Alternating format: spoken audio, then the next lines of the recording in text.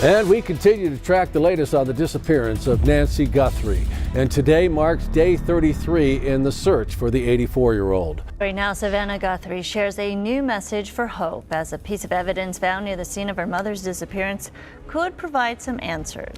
In the final 48 hours before Nancy Guthrie disappeared, one phone call would later stand out to investigators above all the others. It was the last conversation she had with someone she trusted. Her own son-in-law. Only hours after that call, Nancy, an 84-year-old woman living in the Catalina foothills outside Tucson, vanished from her home without a trace. Her phone, wallet, and medication were all left behind, and the digital systems around her house began recording a series of strange events in the middle of the night. Ashley Banfield, who hosts her own podcast called Drop Dead Serious, is breaking exclusives on this case like nobody's business. And yesterday, she had quite a doozy. When investigators finally reconstructed the timeline of that evening, the details of that final interaction raised disturbing questions. Because the person who had spoken to Nancy shortly before she disappeared was also the last known person to see her alive. And what investigators later uncovered about that night would send the entire case in a direction nobody expected. The evening that seemed perfectly normal. The story of Nancy Guthrie's disappearance begins with an evening that appeared entirely ordinary.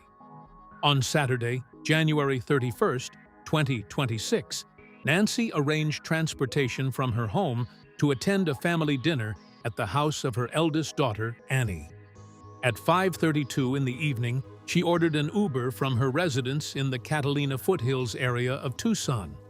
The destination was only about 4 miles away, making it a short and familiar trip through one of the quieter residential areas of the city. The Catalina foothills neighborhood, known for its winding roads, desert landscapes, and views of the Santa Catalina Mountains, had long been considered one of the more peaceful corners of Tucson. For Nancy, the drive was routine. She had made similar trips many times before, visiting her children and spending evenings with family in the same comfortable rhythm that had defined much of her later life. Family gatherings like this were part of Nancy's regular routine. Those who knew her described her as someone who deeply valued time with her children and grandchildren. Even simple evenings together, sharing a meal, telling stories, or playing a few games around the table were moments she cherished. Nothing about that Saturday suggested that the night would later become the focus of a national investigation. Dinner that evening unfolded exactly as one might expect. The family talked about everyday things, life, work, plans for the coming weeks. Afterward, they spent some time playing board games together, a small tradition that had become part of many of their gatherings. Laughter and conversation filled the house, and there was no sign of tension or conflict that might hint at the tragedy that would soon follow. By every available account, it was simply a pleasant family night. As the evening came to an end, somewhere between 9:30 and 9:45, Annie's husband, Tommaso Cioni, offered to drive Nancy back to her home. The drive took only a few minutes along familiar streets that the family knew well. According to statements later confirmed by Pima County Sheriff Chris Nanos, Tommaso made sure Nancy reached the house safely. Data from the property supported this sequence of events. At 9:48 p.m., the garage door opened, allowing Nancy to enter. 2 minutes later, at 9:50 p.m., the garage door closed again. Nancy Guthrie was now inside her home. Tommaso drove away.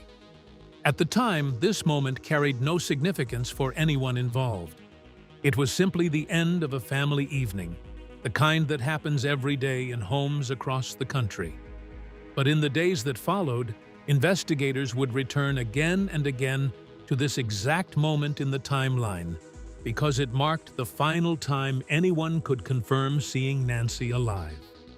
What happened after that point remains one of the central mysteries of the entire case. The strange timeline of the night.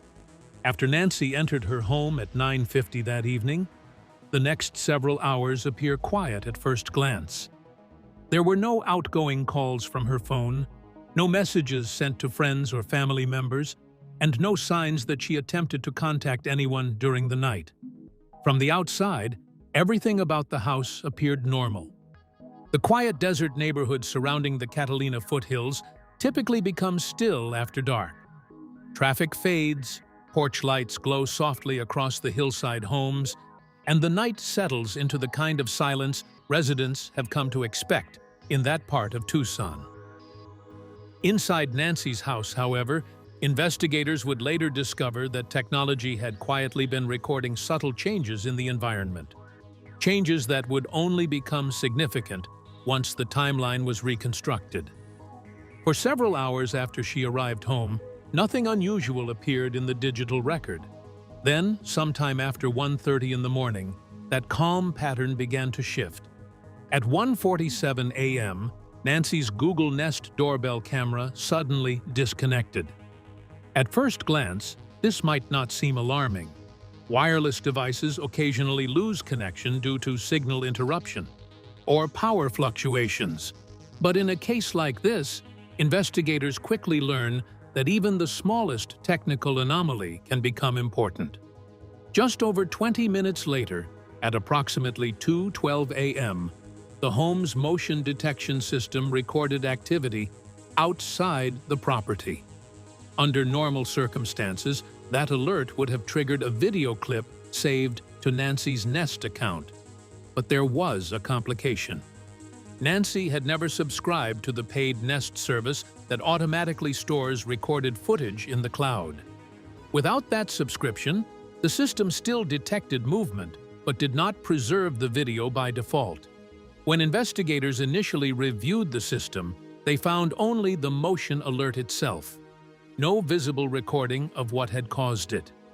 For detectives trying to understand the events of that night, this missing footage represented a frustrating gap in the timeline. Then another piece of data emerged that investigators found particularly troubling.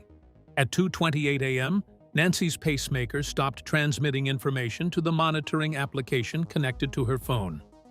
The device was designed to regularly send health data, allowing doctors and monitoring services to track the condition of her heart remotely.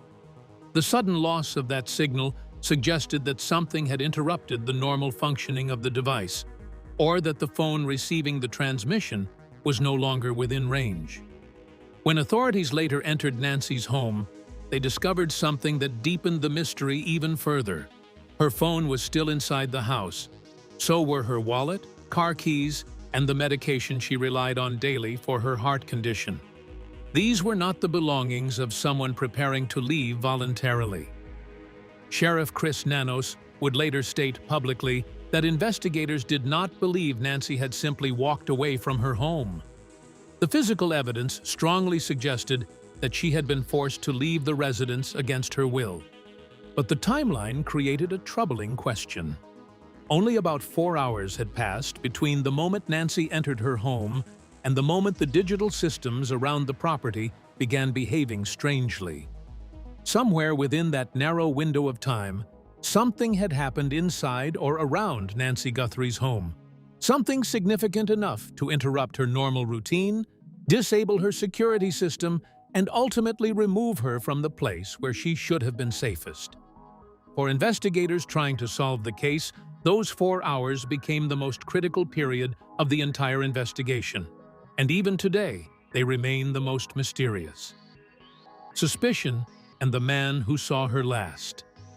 As the details of the timeline became public, attention quickly turned to the last confirmed person who had seen Nancy alive: her son-in-law, Tommaso Cioni. In many criminal investigations, the individuals closest to a victim are examined first. The reasoning is simple. Those who know someone well often understand their routines, their homes, and their habits better than anyone else. Within days of Nancy's disappearance, online speculation began circulating widely. Social media users analyzed every public detail about Tommaso's life, and many people quickly assumed that investigators were focusing on him as the primary suspect. But the reality was more complicated. Tommaso had been part of the Guthrie family for many years. He married Annie Guthrie in 2006 and had lived in the Tucson area since then. Professionally, he worked as a science teacher at Basis Oro Valley, where he had spent more than 15 years teaching both advanced biology and 6th grade science. Outside of his professional life, Tommaso had creative interests that reflected a different side of his personality. He played bass guitar in a local band, wrote poetry in Italian, and spent time studying reptiles and other wildlife. Friends described him as intelligent, thoughtful, and devoted to his family. Photographs from Christmas Day in 2025, only weeks before Nancy disappeared, showed the extended family together in matching pajamas. Tommaso stood next to Nancy in the image, holding the family dog. Despite these details, speculation continued to grow. When FBI agents were seen at Annie and Tommaso's home on February 7th, collecting potential evidence and briefly impounding Annie's car, the rumors intensified. Online theories spread rapidly, including claims about financial problems that were later proven to be false. Eventually, Sheriff Chris Nanos addressed the situation directly.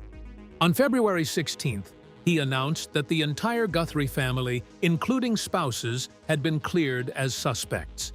Investigators determined early in the investigation that the family had fully cooperated and had no involvement in Nancy's disappearance. The sheriff described the accusations circulating online as not only incorrect, but cruel. But even as that chapter of speculation began to close, the investigation itself was facing serious challenges. The investigation and the evidence. When deputies first entered Nancy Guthrie's home on February 2nd, they encountered a scene that immediately raised serious concerns. What they found suggested that whatever had happened inside the quiet Catalina Foothills residence had unfolded quickly and violently. Blood droplets were visible on the front porch. Later, DNA testing confirmed that the blood belonged to Nancy. Investigators also discovered small fragments of glass near the entrance of the home, suggesting that the property may have been forcibly entered. The pattern of the blood drops indicated movement across the porch area, leading detectives to believe Nancy may have been injured during some kind of struggle close to the doorway. Inside the house, however, the scene appeared strangely undisturbed. Furniture was still in place, and there were no obvious signs of a large-scale confrontation. To investigators, that contrast raised a troubling possibility. The encounter may have been brief, controlled, and highly deliberate. The investigation expanded rapidly. At its peak, approximately 400 investigators from local agencies, the FBI, and other federal partners were working on the case. Search teams combed through nearby desert terrain, hiking trails, drainage areas, and remote stretches of land surrounding the Catalina Foothills. Authorities also received more than 50,000 tips from members of the public as the disappearance gained national attention. Despite this enormous effort, the investigation encountered early difficulties. Sheriff Nanos later acknowledged that the crime scene had been released too quickly, forcing investigators to return later to collect additional evidence that had initially been missed. A camera mounted on the roof of the house had also been overlooked during the first examination of the property. When technicians later reviewed that camera's data, it provided additional context about movements around the property during the night Nancy disappeared. The doorbell camera footage presented another challenge. Because Nancy did not have a paid Nest subscription, the system had not stored the video recordings investigators hoped to analyze. However, the FBI later managed to recover several still images from residual data stored within the system's internal memory. Those images showed a masked individual standing near Nancy's home during the early morning hours. The figure appeared to be a man of average build, approximately 5 feet 9 or 5 feet 10 inches tall. He wore gloves and a ski mask and carried a distinctive black Ozark Trail backpack at Walmart. A gun holster was also visible in the images. Investigators carefully studied the man's posture, clothing, and the type of backpack he carried, hoping that even small details might eventually help identify him. The discovery suggested that someone had approached the house during the critical window of time when Nancy disappeared. Then the investigation took another unexpected turn when a series of ransom messages began arriving. The ransom demands and the ongoing mystery. Instead of contacting the family directly, the individuals responsible for the ransom demands sent emails to several media outlets, including local Tucson television stations and the entertainment news site TMZ. The messages demanded $6 million in Bitcoin and included a cryptocurrency wallet address where the payment was expected to be sent. Two deadlines were outlined within the message. The first required action by February 5th at 5 p.m., and the second extended to February 9th at the same time. What made the ransom messages particularly disturbing was the level of detail they contained. The writer referenced specific facts that had not been made public, including information about Nancy's Apple Watch, a floodlight located near the home, and the clothing Nancy had worn that evening. Investigators quickly realized that whoever wrote the message possessed knowledge that appeared connected to the crime. However, the communication also contained clues that complicated the investigation. A retired FBI agent noted that the writer used the abbreviation USD when referring to money, a term that Americans rarely use in casual writing. This raised the possibility that the author of the message might not be American. A second ransom email later appeared with even more disturbing language, demanding payment in a different cryptocurrency and referencing the media attention surrounding the case.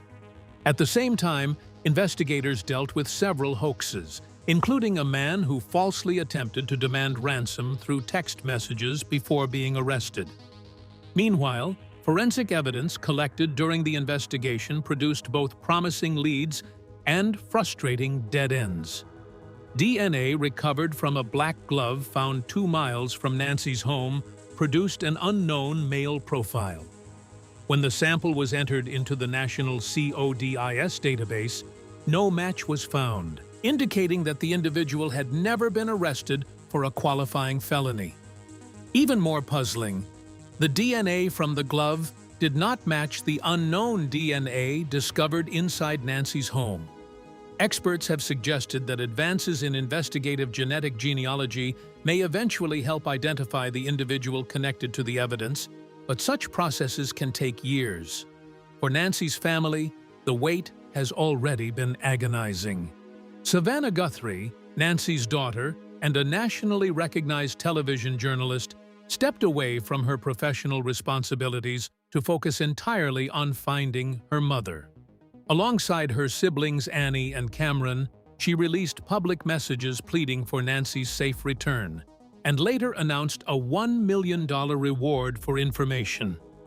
In those emotional appeals, Savannah acknowledged both the hope that Nancy might still be alive and the painful possibility that she might not be. Months after Nancy Guthrie disappeared, investigators continue to search for answers. A quiet family evening, a mysterious timeline, a masked figure captured in recovered images, and forensic evidence that points towards someone who has never appeared in any criminal database have combined to create a case that remains unresolved. For now, the question that began on that January night still lingers. What really happened inside Nancy Guthrie's home during those silent early morning hours? The disappearance of Nancy Guthrie continues to raise difficult questions about what investigators know and what may still remain hidden. Do you believe the forensic evidence will eventually reveal the identity of the person responsible? Or could this case become one of those mysteries that may never be fully explained? Share your thoughts in the comments below. And if you enjoy in-depth explorations of real investigations like this one, be sure to subscribe so you never miss our next documentary.